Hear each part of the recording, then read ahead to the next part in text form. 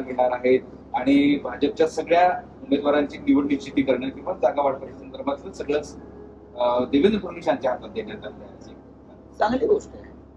हे आमच्यासाठी अत्यंत शुभशकून आहे.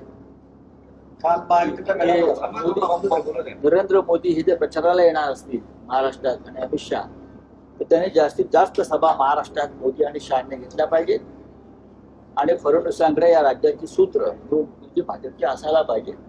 हा महाविकास आघाडीसाठी शुभ संकेत. याचा अर्थ आमच्या 25 जागा नक्की वाढतील. 138 जागा त्यांच्या दोस्तांना मिळणार आहेत. हा त्यांचा प्रश्न आहे ना. हे शेवटी हे सगळे लाचारांना किती मिळणार? लाचारांना तुकडेच फेकायचे असतात की त्यांनी निमूटपणे घ्यायचे असतात. तुमचं आमचं हक्काचं न्यूज चॅनल म्हणजे विश्व विशाल न्यूज चॅनल. आजच चॅनलला लाईक करा, शेअर करा आणि सबस्क्राईब